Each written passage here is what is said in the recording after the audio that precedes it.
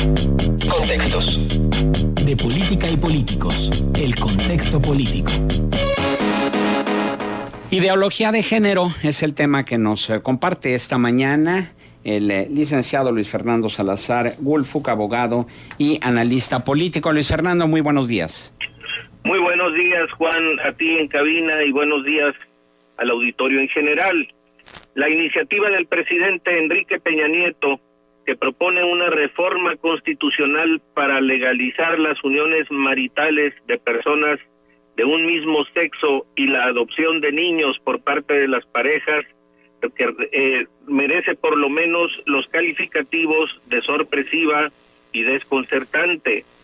Antes de tratar el tema en el terreno religioso y político, toca atender los aspectos estrictamente biológicos y antropológicos que descansan sobre el principio de que el género humano se divide en hombre y mujer. Verdad esta que cuesta trabajo demostrar por otra vía, que no sea la de la aceptación del axioma de que se trata como un hecho notorio y evidente que no requiere ser demostrado. A la luz de lo antes dicho, la homosexualidad es un misterio que solo se explica en función de un trastorno de la personalidad o en el simple ejercicio de la libertad que pone al alcance de todo hombre y de toda mujer la posibilidad real de encauzar su conducta por los caminos de lo que se ha dado en llamar preferencia sexual. El fenómeno como tal ha existido siempre, y los ejemplos frecuentes de personas creativas que siendo homosexuales han hecho aportaciones positivas al acervo cultural del mundo en muy diversos campos, demuestra que si bien han sufrido discriminación, no les ha faltado fraternal acogida en el seno de sus respectivas comunidades. La situación de los homosexuales no transcurre en la historia del mundo en blanco y negro, sino que tiene diversas tonalidades como corresponde a todo lo que concierne a la especie humana. De hecho, entre las personas homosexuales existe una división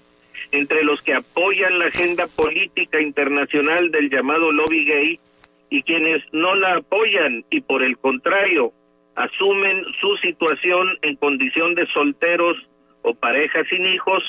como corresponde una lógica consecuente con la realidad natural, porque como enseña el Papa Francisco en su carta Amoris Laetitia,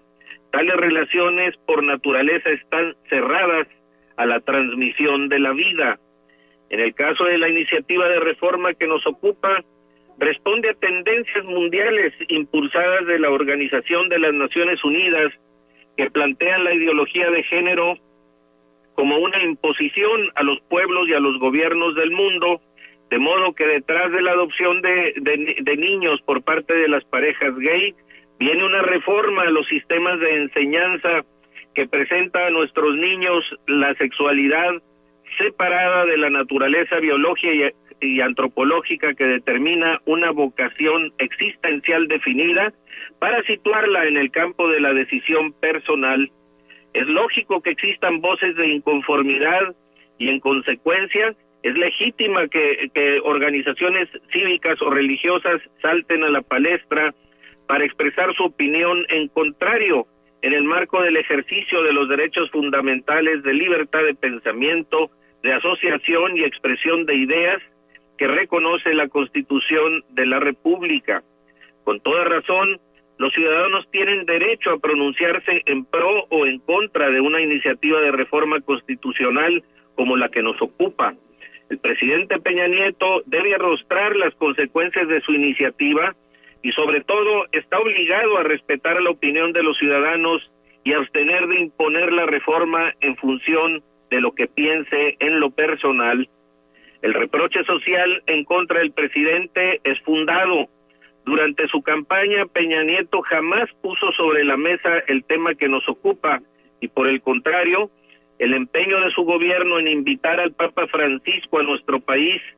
y el hecho de que la visita papal haya sido aprovechada por el mandatario para proyectar una imagen de católico practicante,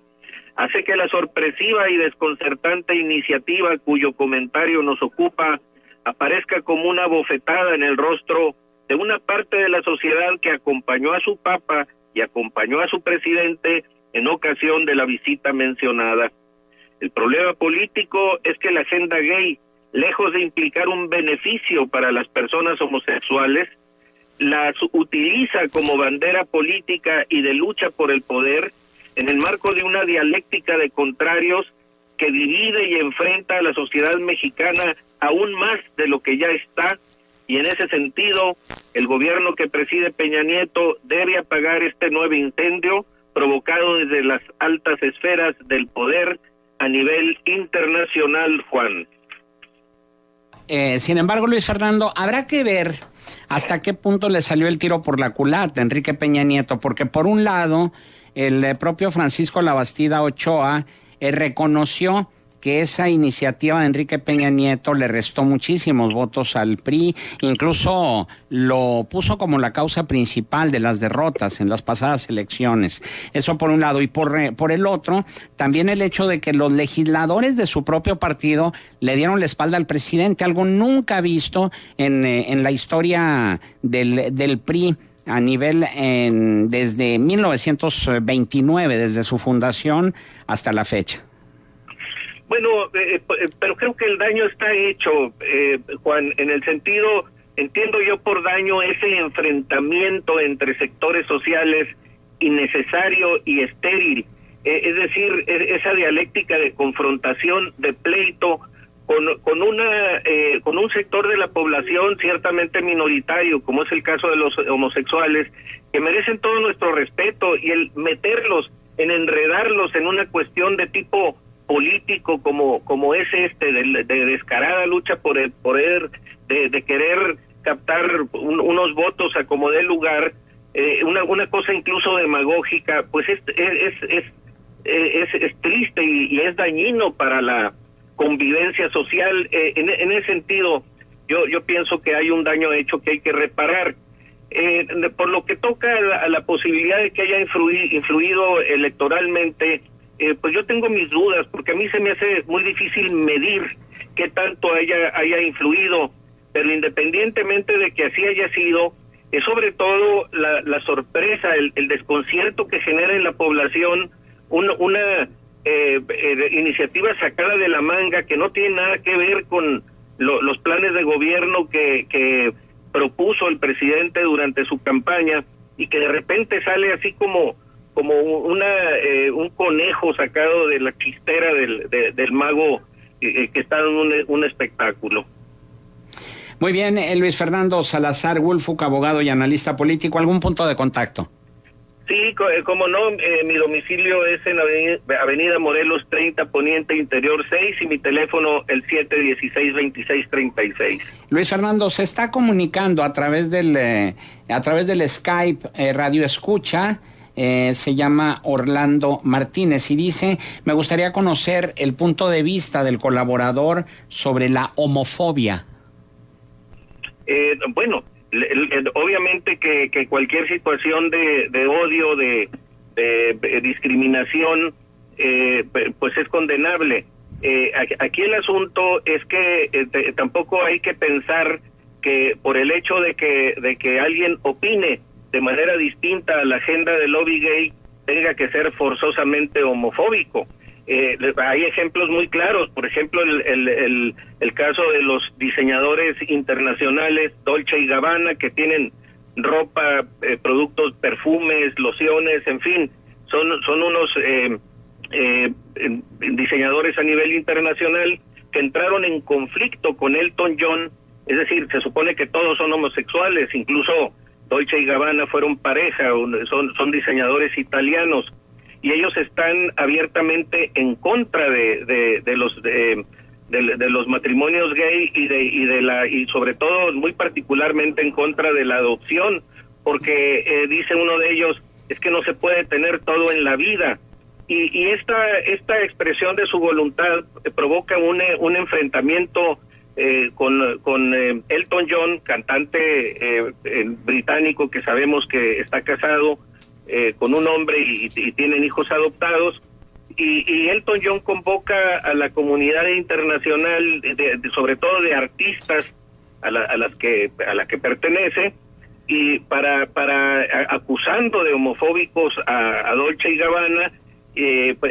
como si se tratara de una situación de odio, ¿no? Es una cuestión en la que ellos están opinando, y además están opinando desde una perspectiva homosexual que los legitima para considerar su punto de vista muy seriamente. En ese sentido, pues yo creo que no hay que confundir la disidencia, el disentir, el opinar diferente y el expresarlo, porque tanto derecho tienen unas personas como las otras a expresar sus puntos de vista, y vuelvo a insistir, eso no debe confundirse con la homofobia. Es decir, que la tolerancia es un camino de doble vía. Sí, porque además no solamente es tolerancia, sino que yo creo que la convivencia nos pide más en cuando hay diferencias políticas o diferencias ideológicas como la que nos ocupa. Debe haber incluso una aceptación, porque mientras aceptados deben ser las personas homosexuales, mientras se comportan con la decencia que se le exige a cualquiera, a heterosexuales y a homosexuales, a cualquiera se le exige una decencia en el comportamiento, y creo que tampoco debe haber excepciones al respecto. Bien, Luis Fernando, nuevamente gracias por tu participación. Gracias a ti, Juan, y saludos al auditorio. Buenos días.